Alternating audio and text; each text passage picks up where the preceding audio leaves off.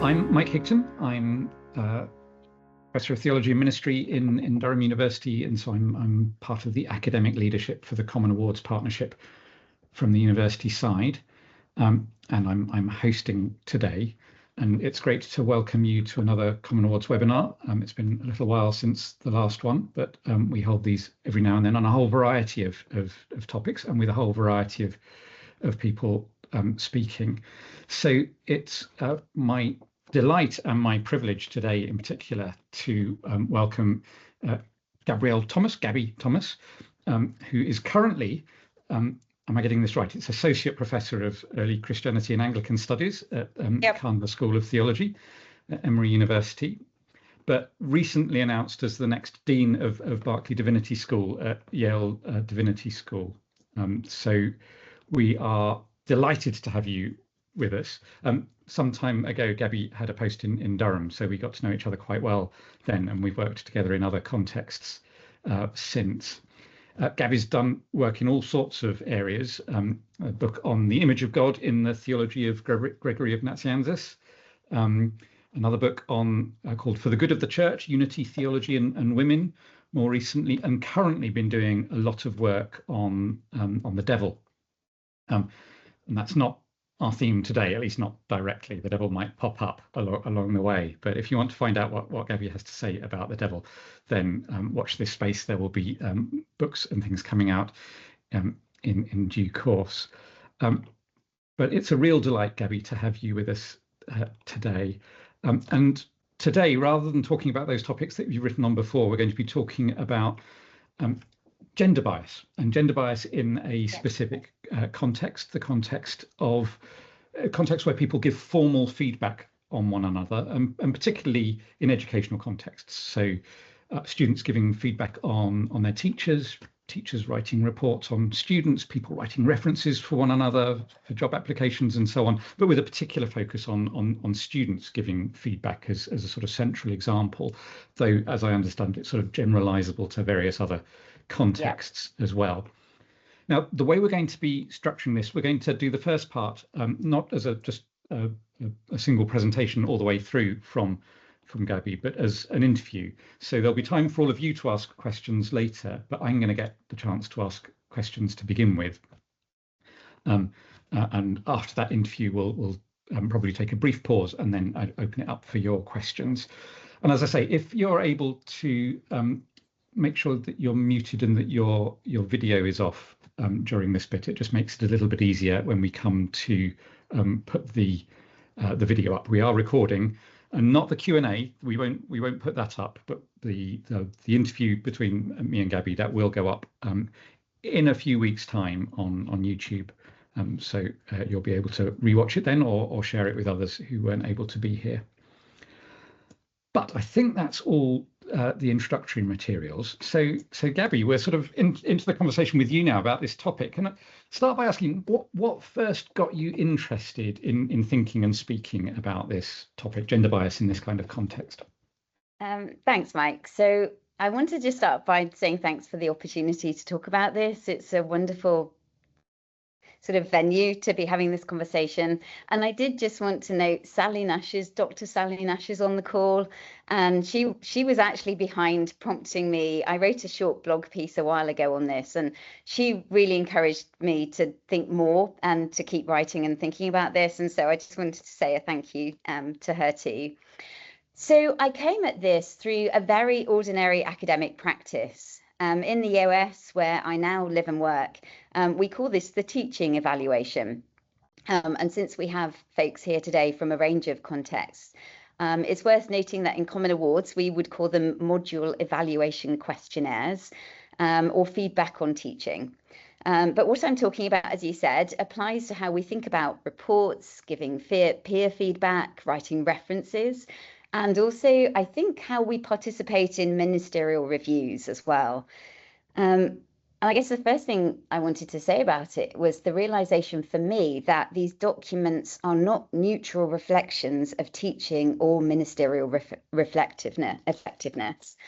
They are sites where assumptions about gender, authority, and expertise quietly and consistently shape what is valued in our institutions.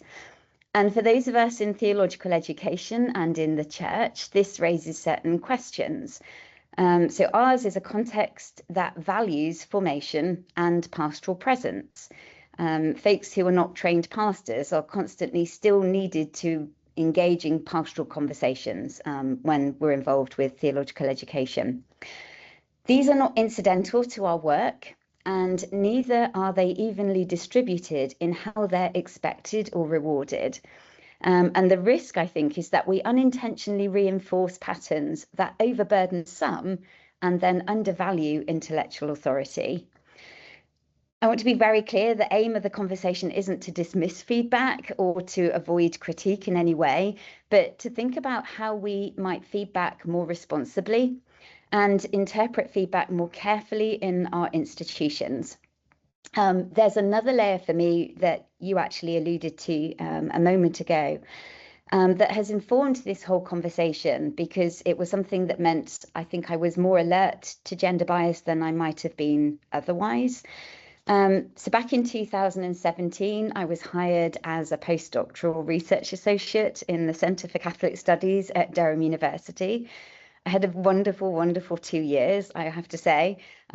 This was very early on out of my PhD, and it was an extremely affirming and positive experience. My task during those few years was to develop and research a project that explored women's experiences in ministry all across the UK and across a wide variety of traditions. That experience and that particular set of research was basically written up, plus a little more, in the book For Good of the Church, which was my second book. And during the process of that, I began to learn, not just from observation, but just from listening to the various, being the participant observer in the various groups that I was involved with, that gender bias is systemic and it's definitely not denominational. One of the things that we came at in the groups of women across all these different traditions, I think some of us expected the institutions where women are ordained to be a little bit less sexist because women are ordained. So there's some advantages to that. And I think what we all realized was that people were reporting remarkably similar experiences, regardless of whether their institutions actually permitted women in those specific roles of authority or not. And so I think through doing that research in quite an intense way for 2 years and then writing the book up afterwards, it meant that I was already wired to see and look for patterns that I might not have been otherwise, because you're just busy getting on doing the work in an institution.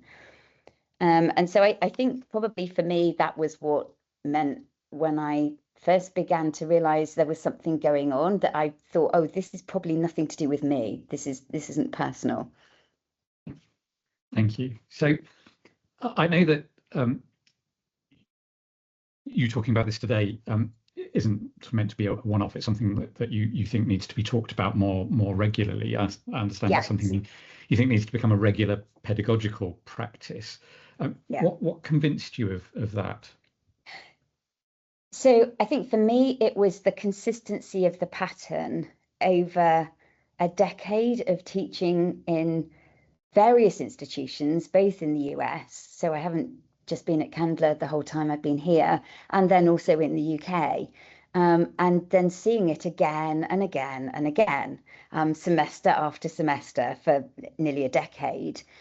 That was when it became clear to me that this isn't a one-off thing. So maybe if it was one course or just one institution, you could begin to formulate certain conclusions about that. And I think as well, once I recognized that the feedback are shaped by gendered expectations, it became very difficult to treat them as neutral. And for me, that recognition then carries a pedagogical responsibility.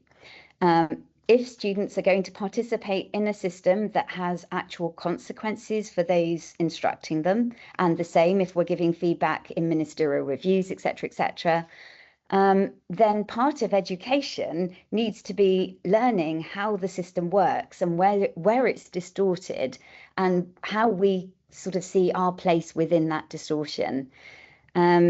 That was what made me think this is something that we need to talk about, not just because I want to go off on a rant about being a woman and being an angry feminist and that kind of thing, but actually as a real site of formation and learning as part of what we do in the wider world of theological education.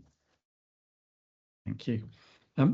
So if we can sort of get into the detail a bit, I mean, what patterns of gender bias do you see, and why do they matter in theological education? So the most consistent pattern, I thought I'll start off very succinctly, and then I'll get into the weeds of it a little bit and give you some anecdotes as well, which are reasonably amusing. That I think it's a division between competence and care. And that's basically how I would sum it up if I had to sort of do a tweet or something like that. I'm not really great at that normally, but I was like, how would I sum this up? And it's how competence and care are viewed. Often on things like the feedback for teaching and module reviews, these kinds of things. And I've seen it as well with references. So we have PhD students here, references for PhD students coming into grad school.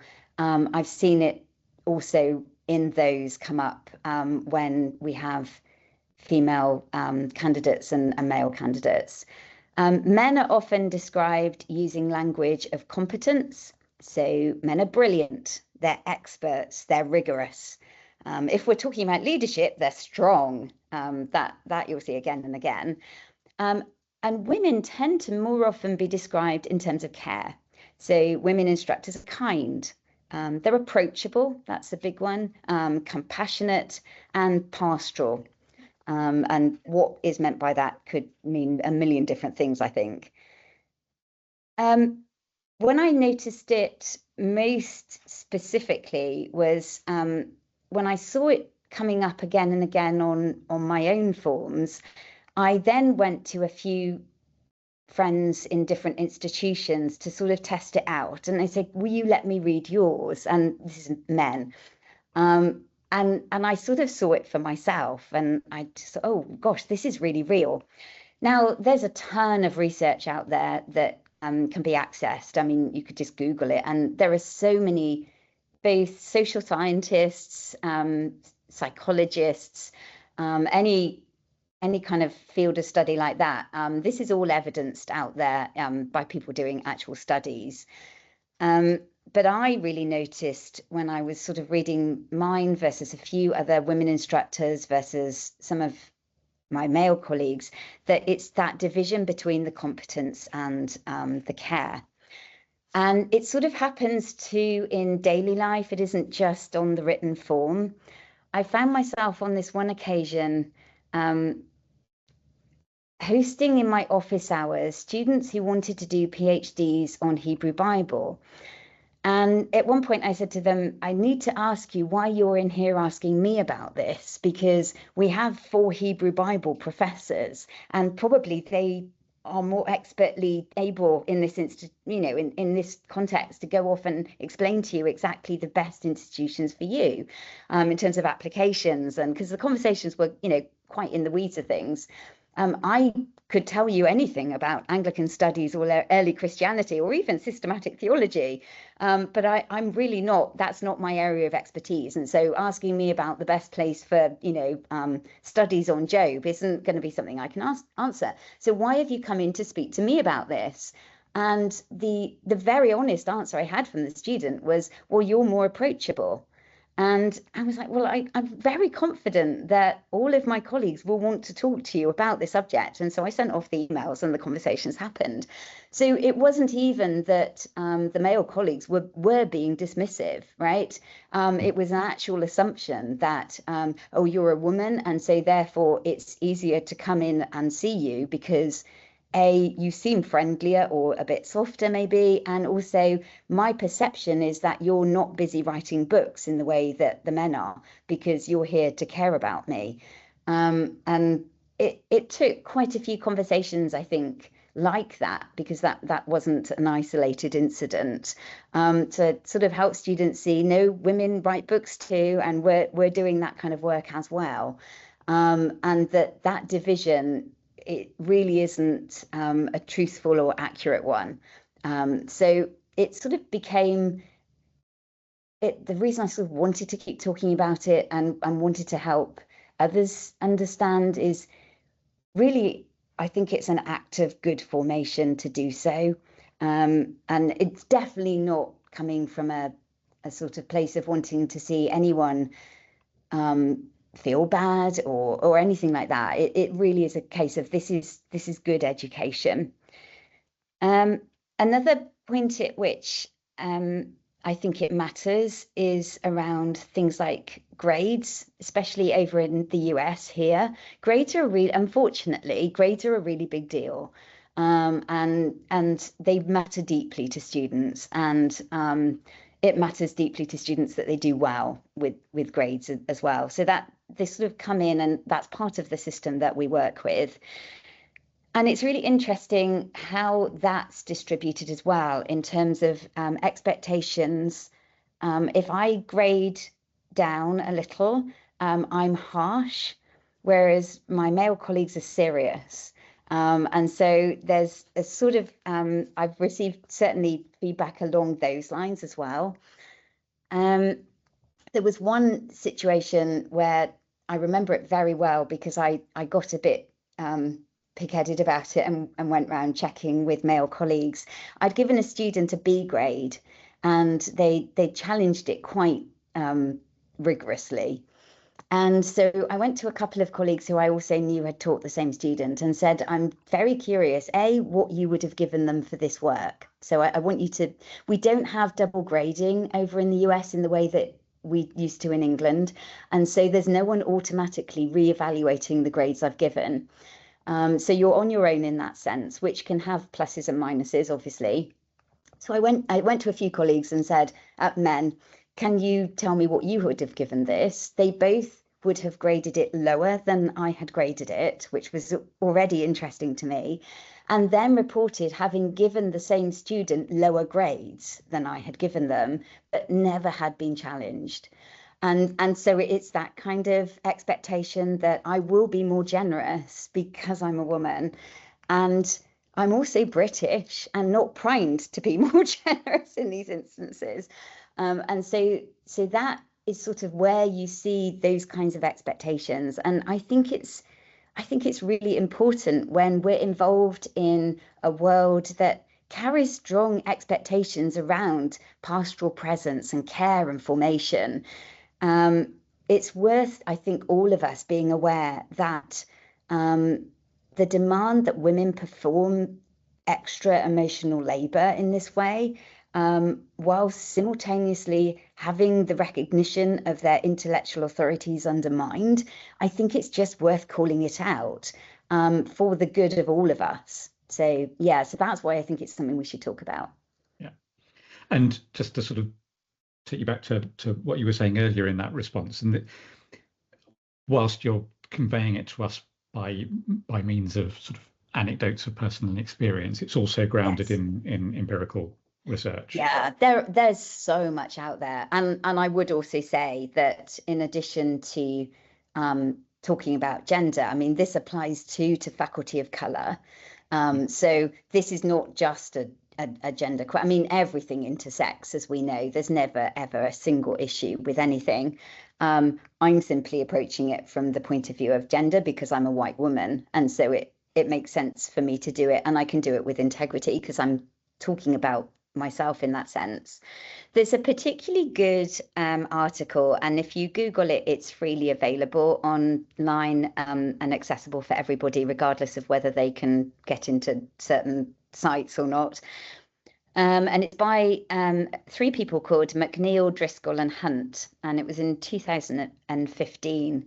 I'm going to read out their abstract briefly for you, Mike, because it gives us sort of an idea of the kinds of research that's out there that really grounds all this just beautifully. They said student ratings of teaching play a significant role in career outcomes for higher education instructors. Although instructor gender has been shown to play an important role in influencing student ratings, the extent and nature of that role remains contested. While difficult to separate gender from teaching practices in person, it is possible to disguise an instructor's gender identity online. In our experiment, assistant instructors in an online class each operated under 2 different gender identities. Students rated the male identity significantly higher than the female identity, regardless of the instructor's actual gender, demonstrating gender bias. Given the vital role that student ratings play in academic career trajectories, and that's particularly true in the US because all of this is submitted as part of tenure files and that kind of thing, this finding warrants considerable attention. And so they sort of went the extra mile and didn't just sort of gather evidence from what was there, but constructed something reasonably artificially, and just were able to show what I guess is probably instinctive for most of us in institutions, but to have it there sort of written out as a report was, I just thought it was very, very helpful. But there are absolutely tons of these kinds of pieces of evidence and research going on out there. Yeah. Not always, interestingly, I haven't really read as many by Christians. It tends to be in secular social studies situations, which is also an added dynamic that I haven't researched on, and so I'm not going to comment on.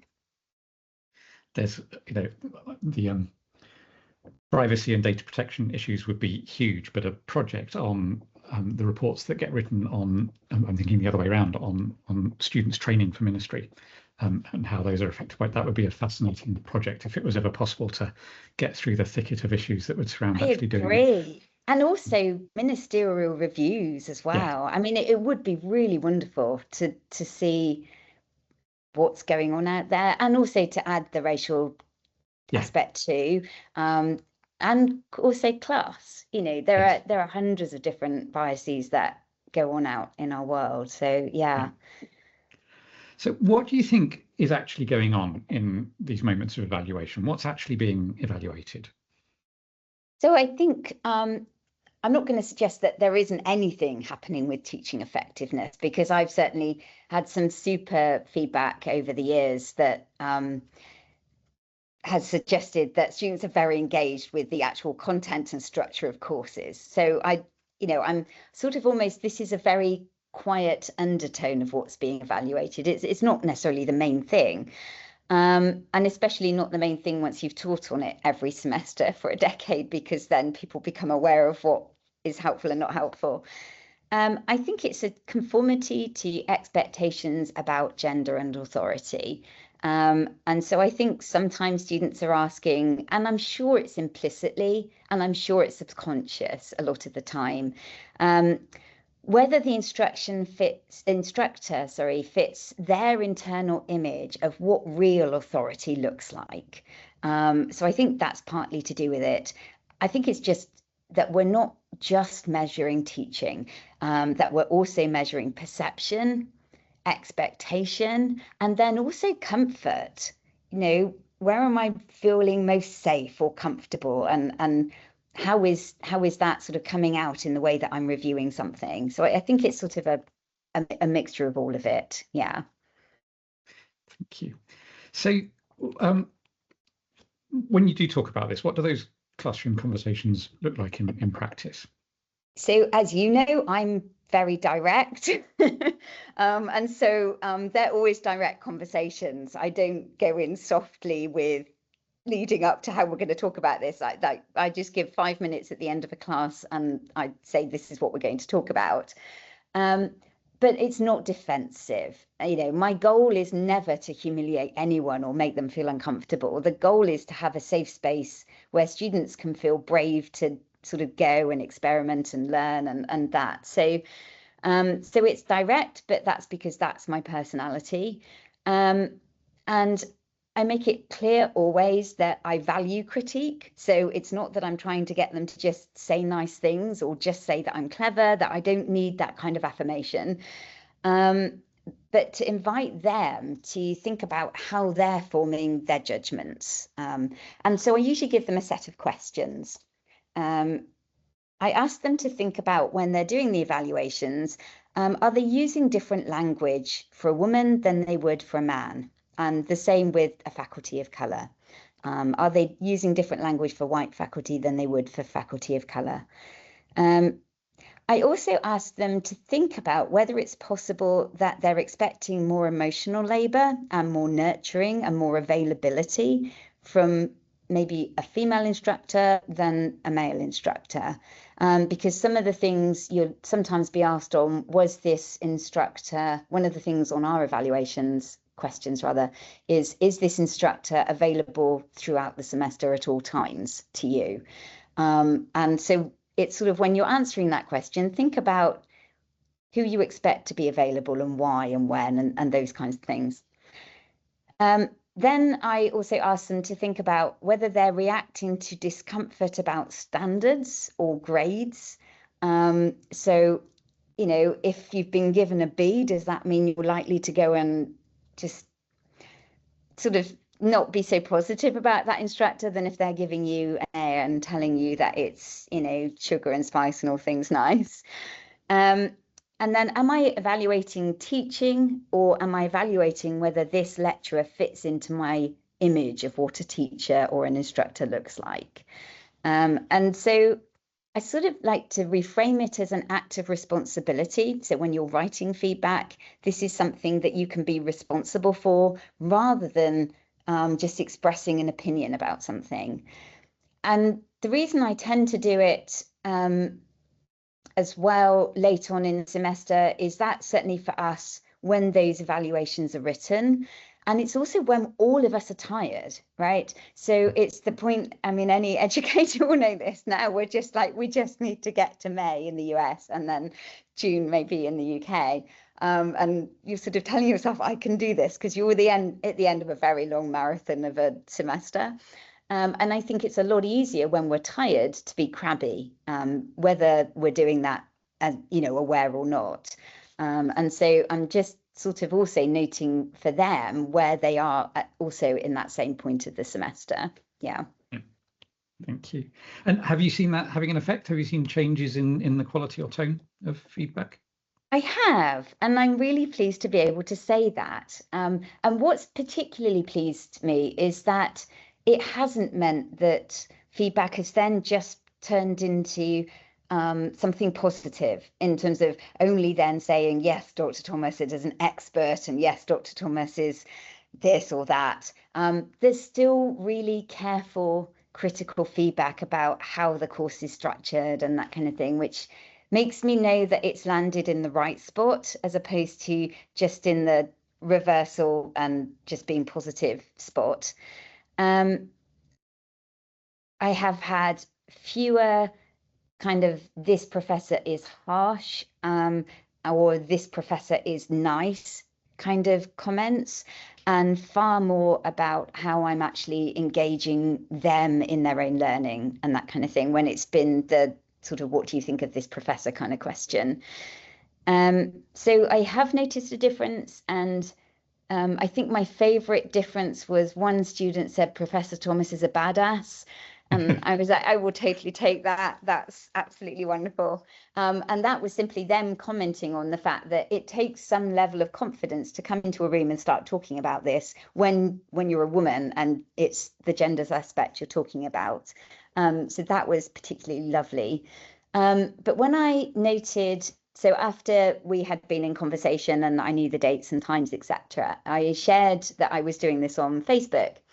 And an old student got in touch with me and said, the first time you ever did this, I remember it very clearly, because I was genuinely terrified about addressing it for the very first time. And I had stomach knots inside, because I just thought, gosh, I don't think anyone's ever done this before here. And I don't know how it's going to be received, and whether I can do it in a way that means students genuinely do feel affirmed to go out and be responsible. And so I was nervous, because I didn't know that I was going to hit the mark that I wanted to hit. But I also shared that with them. You know, this is the first time I've done this, and I want to get it right, but you're my guinea pigs in this, in this instance. And it was a student who had been part of that very first conversation. And they sent a really beautiful email saying, just so you know, our class never did evaluations ever again in the same way for any professor at that institution. And so that's sort of how I knew it had landed. A little bit, to be honest, it was like 5 years later kind of thing. But that, and also noticing changes myself. Yeah. So most of what you've said so far would fit in all kinds of educational contexts, from schools, secular university contexts, whatever. Yeah. But obviously we're addressing this specifically in a theological education context, a church-related theological education context. How does what you're saying fit specifically in that kind of theological education formational context?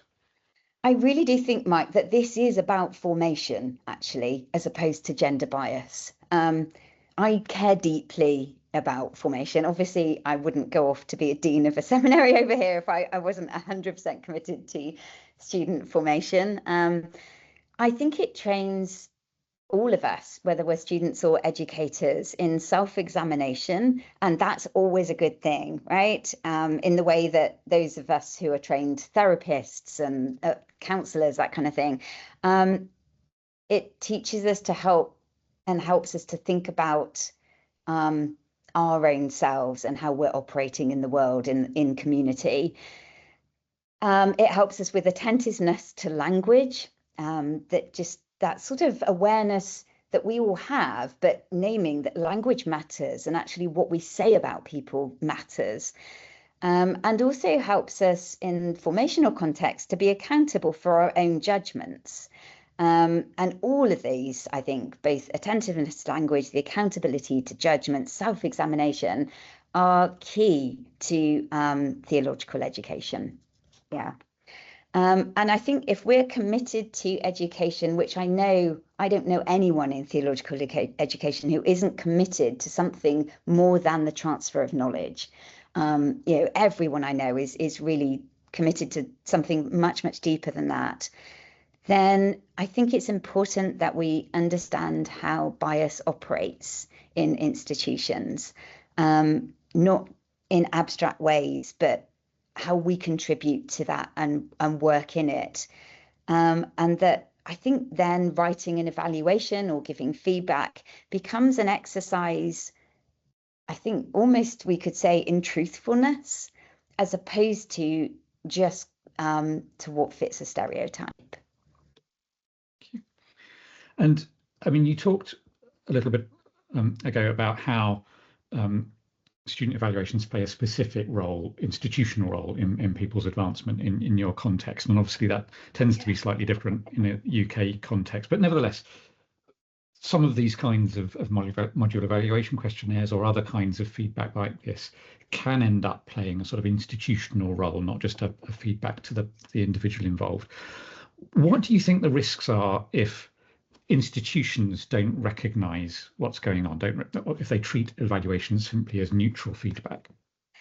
I think that unintentionally, by treating these evaluations as neutral, institutions reproduce inequity when they believe they're acting fairly.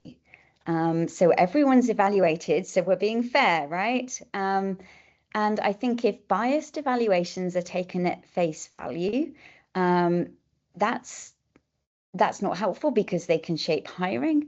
Over here, they can shape promotion. They can contribute to tenure even, over here. And I think it's especially tricky because those biases are often subtle and unconscious. And they're particularly difficult to challenge once they're embedded in formal processes. And so treating them as neutral basically effectively legitimizes distorted data, in my opinion, in what we're doing in institutions. And so I think it's really important that we begin to take this very, very seriously. Yeah. And so what practical steps can people take in response to this? So very simply, I think read evaluations and feedback, whether that's the student reports that we've been talking about today, or reviews of ministers or colleagues, be attentive to language patterns. Once you see them, it's very difficult to unsee them, and very difficult to just pass them over as not really important. Notice when comments focus on, say, personality rather than teaching. She's kind rather than her teaching is this, that, or the other. And notice when basically identical behaviours, so the ability to grade critically, for example, mark critically, are described differently across instructors, that kind of thing. So just basically being attentive to what's written. I think also making sure that we contextualize feedback within broader evidence, so that no one piece of feedback is the thing that carries the day for anything, so that there isn't a single metric basically that bears the weight. And then I think where possible, it's worth institutions providing guidance to faculty and students. Much like the classroom conversation I described, that could easily be the sort of thing over here that we have for an hour of a faculty meeting or for a faculty retreat. And then that way, I think there's a possibility that evaluations are going to be more reflective from the outset. Thank you. And what institutional changes would you prioritise? How these are used, for sure. That would be the first. And the second would be education. So educating students and faculty that bias is implicit, but it's there. And then I think if we're serious about justice, not just collecting them, but learning how to read them responsibly. Yeah. Thank you. Well, that's got me to the end of my questions, unless you had anything else you wanted to throw in at this point. No, I've thoroughly enjoyed talking about this, though. And again, I'm just grateful for the opportunity to be able to probe it seriously with other human beings who are engaged in this also. Well, thank you so much for that. If we were in a live room at this point, we'd have a proper round of applause. I realise that doesn't quite work, but if you can imagine that resounding around the room right now.